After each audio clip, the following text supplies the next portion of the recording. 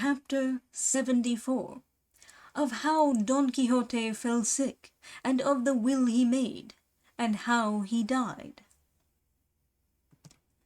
As nothing that is man's can last forever, but all tends ever downwards from its beginning to its end, and above all man's life, and as Don Quixote's enjoyed no special dispensation from heaven to stay its course, its end and close came when he least looked for it.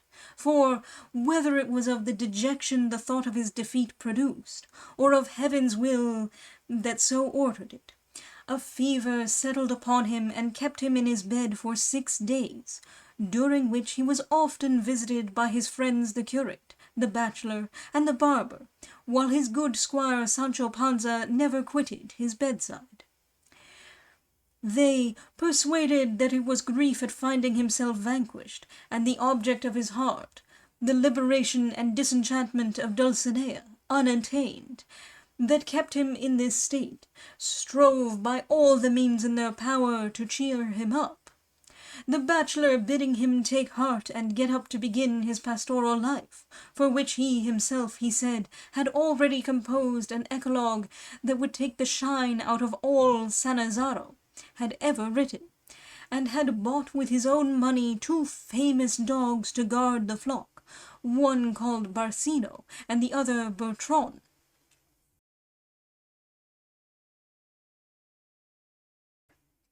which a herdsman of Quintanar had sold him. But for all this Don Quixote could not shake off his sadness. His friends called in the doctor, who felt his pulse and was not very well satisfied with it, and said that in any case it would be well for him to attend to the health of his soul, as that of his body was in a bad way. Don Quixote heard this calmly, but not so his housekeeper, his niece, and his squire, who fell weeping bitterly, as if they had him lying dead before them. The doctor's opinion was that melancholy and depression were bringing him to his end. Don Quixote begged them to leave him to himself, as he had a wish to sleep a little. They obeyed, and he slept at one stretch, as the saying is, more than 6 hours, so that the housekeeper and niece thought he was going to sleep forever. But at the end of that time he woke up, and in a loud voice exclaimed, "Blessed be Almighty God, who has shown me such goodness! In truth his mercies are boundless, and the sins of men can neither limit them nor keep them back." The niece listened with attention to her uncle's words, and they struck her as more coherent than what usually fell from him, at least during his illness. So she asked, "What are you saying, Signor? Has anything strange occurred? What mercies or what sins of men are you talking of?" "The mercies, niece," said Don Quixote, "are those that God has this moment shown me, and with him, as I said, my sins are no impediment to them. My reason is now free and clear, rid of the dark shadows of ignorance that my unhappy constant study over those detestable books of chivalry cast over it. Now I see through their absurdities and deceptions, and it only grieves me that this destruction of my illusions has come so late that it leaves me no time to make some amends by reading other books that might be a light to my soul. Niece, I feel myself at the point of death, and I would fain meet it in such a way as to show that my life has not been so ill that I should leave behind me the name of a madman. For, though I have been one, I would not that the fact should be made plainer at my death. Call in to me, my dear, my good friends the curate, the bachelor Samson Carrasco, and Master Nicholas the barber, for I wish to confess and make my will." But his niece was saved the trouble by the entrance of the 3, The instant Don Quixote saw them, he exclaimed, "Good news for you, good sirs, that I am no longer Don Quixote of La Mancha, but Alonso Quijano, whose way of life won for him the name of good. Now am I the enemy of Amadis of Gaul and of the whole countless troop of his descendants. Odious to me now are all the profane stories of knight-errantry. Now I perceive my folly, and the peril into which reading them brought me. Now, by God's mercy, schooled into my right senses, I loathe them." When the three heard him speak in this way, they had no doubt whatever that some new craze had taken possession of him, and said Samson, "What, Señor Don Quixote, now that we have intelligence of the Lady Dulcinea being disenchanted, are you taking this line? Now, just as we are on the point of becoming shepherds, to pass our lives singing, like princes, are you thinking of turning hermit? Hush, for heaven's sake, be rational, and let's have no more nonsense." "All that nonsense," said Don Quixote, "that until now has been a reality to my hurt, my death will, with heaven's help, turn to my good. I feel, sirs, that I am rapidly drawing near death. A truce to jesting. Let me have a confessor to confess me, and a notary to make my will. For in extremities like this, man must not trifle with his soul. And while the curate is confessing me, let someone, I beg, go for the notary." They looked at one another, wondering at Don Quixote's words, but, though uncertain, they were inclined to believe him, and one of the signs by which they came to the conclusion he was dying was this so sudden and complete return to his senses after having been mad.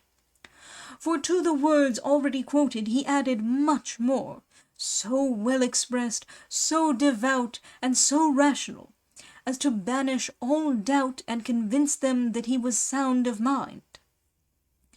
The curate turned them all out, and left alone with him, confessed him. The bachelor went for the notary, and returned shortly afterwards with him and with Sancho, who, having already learned from the bachelor the condition his master was in, and finding the housekeeper and niece weeping, began to blubber and shed tears. The confession over, the curate came out, saying, "Alonso Quijano the Good is indeed dying, and is indeed in his right mind. We may now go in to him while he makes his will." This news gave a tremendous impulse to the brimming eyes of the housekeeper, niece, and Sancho Panza, his good squire, making the tears burst from their eyes and a host of sighs from their hearts. For, of a truth, as has been said more than once, whether as plain Alonso Quijano the Good, or as Don Quixote of La Mancha, Don Quixote was always of a gentle disposition and kindly in all his ways, and hence he was beloved, not only by those of his own house, but by all who knew him.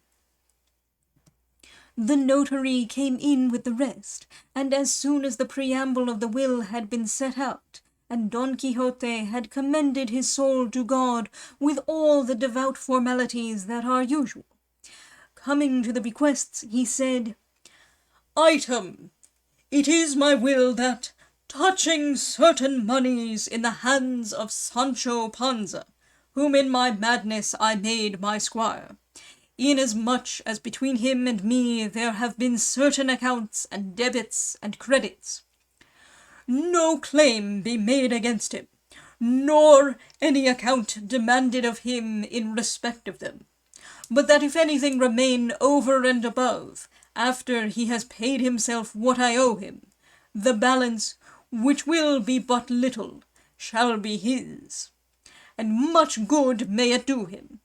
And if, as when I was mad, I had a share in giving him the government of an island, So, now that I am in my senses, I could give him that of a kingdom.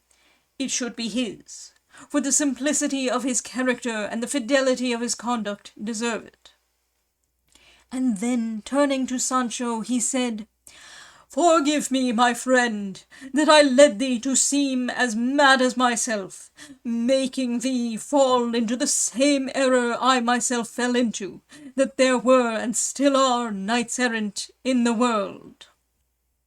"Ah," said Sancho, weeping, "don't die, master, but take my advice and live many years, for the foolishest thing a man can do in this life is to let himself die without rhyme or reason, without anybody killing him or any hands but melancholy's making an end of him. Come, don't be lazy, but get up from your bed and let us take to the fields and shepherd's trim as we agreed. Perhaps behind some bush we shall find the lady Dulcinea disenchanted, as fine can be. If it be that you are dying of vexation at having been vanquished, lay the blame on me, and say you were overthrown because I had girthed Rocinante badly. Besides, you must have seen in your books of chivalry that it is a common thing for knights to upset one another, and for him who is conquered today to be conqueror tomorrow."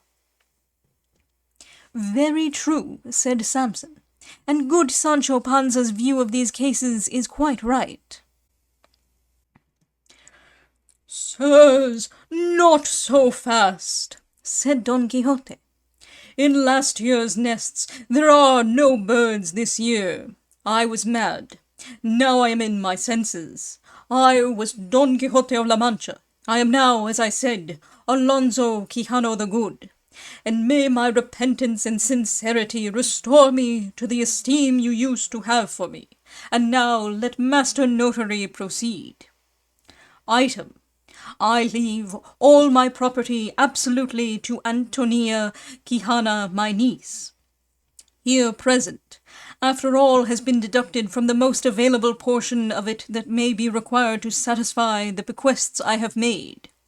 And the first disbursement I desire to be made is the payment of the wages I owe for the time my housekeeper has served me, with 20 ducats over and above for a gown.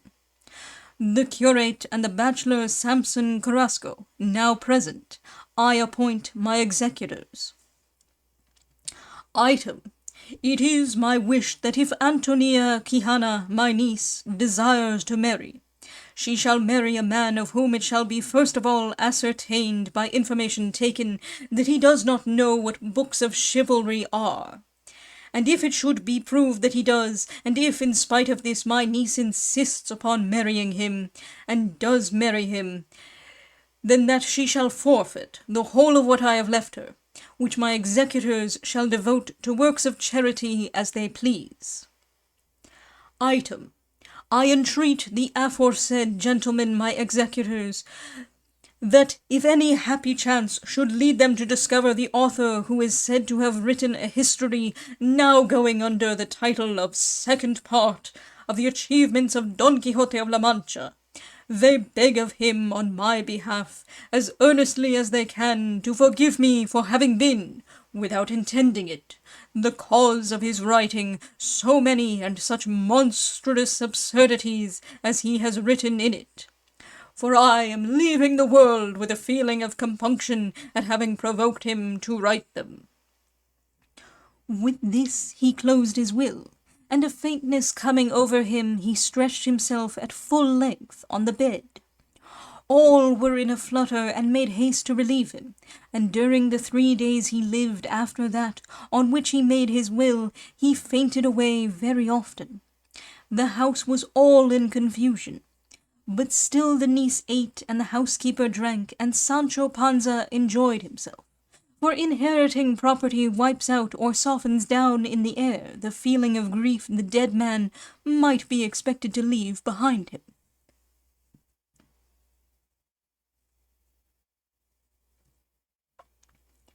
At last Don Quixote's end came, after he had received all the sacraments, and had in full and forcible terms expressed his detestation of books of chivalry, The notary was there at the time, and he said that in no book of chivalry had he ever read of any knight-errant dying in his bed so calmly and so like a Christian as Don Quixote, who amid the tears and lamentations of all present yielded up his spirit, that is to say, died.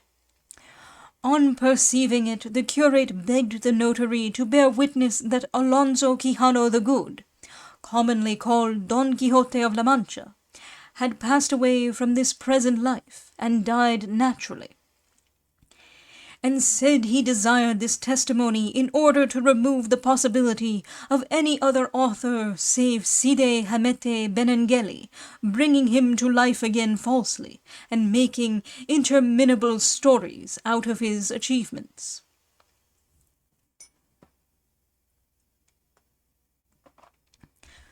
Such was the end of the ingenious gentleman of La Mancha, whose village Cide Hamete would not indicate precisely, in order to leave all the towns and villages of La Mancha to contend among themselves for the right to adopt him and claim him as a son, as the 7 cities of Greece contended for Homer. The lamentations of Sancho and the niece and housekeeper are omitted here, as well as the new epitaphs upon his tomb. Samson Carrasco, however, put the following lines: "A doughty gentleman lies here, a stranger all his life to fear. Nor in his death could death prevail, in that last hour to make him quail. He for the world but little cared, and at his feet the world was scared. A crazy man his life he passed, but in his senses died at last." And said most sage Cide Hamete to his pen, "Rest here, hung up by this brass wire, upon this shelf, O my pen, whether of skilful make or clumsy cut, I know not. Here shalt thou remain long ages hence, unless presumptuous or malignant storytellers take thee down to profane thee. But ere they touch thee, warn them, and as best thou canst, say to them, Hold off, ye weaklings, hold your hands, adventure it let none, for this emprise, my lord the king, was meant for me alone. For me alone was Don Quixote born, and I for him. It was his to act, mine to write. We two together make but one, notwithstanding and in spite of that pretended Tordesillas-esque writer who has ventured or would venture with his great, coarse, ill-trimmed ostrich quill to write the achievements of my valiant knight. No burden for his shoulders, nor subject for his frozen wit, whom if perchance thou shouldst come to know him, thou shalt warn to leave at rest where they lie, the weary mouldering bones of Don Quixote, and not to attempt to carry him off, in opposition to all the privileges of death, to old Castile, making him rise from the grave where in reality and truth he lies stretched at full length, powerless to make any third expedition or new sally. For the 2 that he has already made, so much to the enjoyment and approval of everybody to whom they have become known, in this as well as in foreign countries, are quite sufficient for the purpose of turning into ridicule the whole of those made by the whole set of the knights-errant. And so doing shalt thou discharge thy Christian calling, giving good counsel to one that bears ill will to thee. And I shall remain satisfied and proud to have been the first who has ever enjoyed the fruit of his writings as fully as he could desire. For my desire has been no other than to deliver over to the detestation of mankind the false and foolish tales of the books of chivalry, which, thanks to that of my true Don Quixote, are even now tottering, and doubtless doomed to fall forever. Farewell. Had already composed an eclogue that would take the shine out of all Sannazaro. Jacopo Sannazaro, the Neapolitan poet, 1458 to 1530, author of the Arcadia. Good news for you, good sirs. Dadme albricias, buenos señores. Albricias, from the Arabic al-bashara, the reward claimed by one who brings good news. I am no longer Don Quixote of La Mancha, but Alonso Quijano. In the first chapter of the first part, the reader may remember, the name is given as Quijana.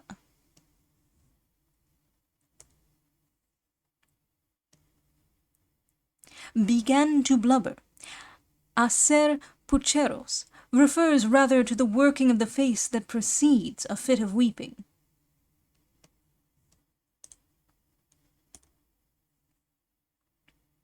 In last year's nests there are no birds this year.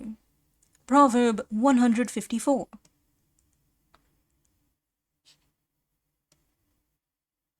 Inheriting property wipes out or softens down in the air the feeling of grief the dead man might be expected to leave behind him. This piece of commonplace cynicism, so uncalled for and so inconsistent with what has gone before, is, I imagine, regretted by most of Cervantes' readers. The conclusion of Don Quixote, it must be confessed, is not worthy of the book or of its author. After the quiet pathos and dignity of Don Quixote's death, the shrill note of the scolding once more administered to the wretched Avellaneda falls like a discord on the reader's ear, and Samson Carrasco's doggerel does not tend to allay the irritation.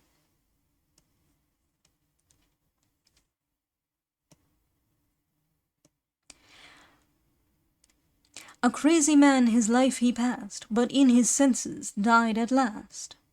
Clemensin objects to these verses that if they are meant seriously they are poor, and if intended as a joke they are stupid.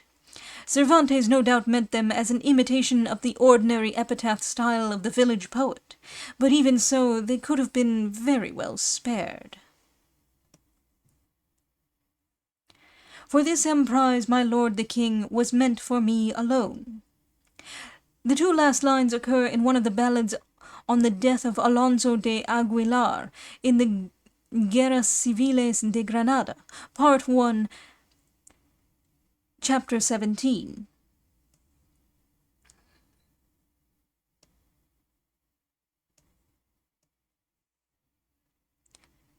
My desire has been no other than to deliver over to the detestation of mankind the false and foolish tales of the books of chivalry, which, thanks to that of my true Don Quixote, are even now tottering, and doubtless doomed to fall forever.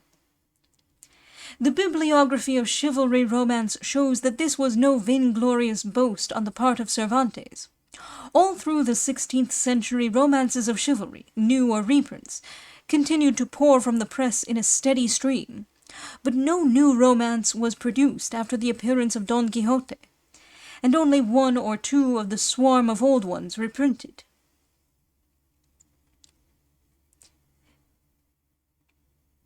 See Appendix, Spanish Romances of Chivalry.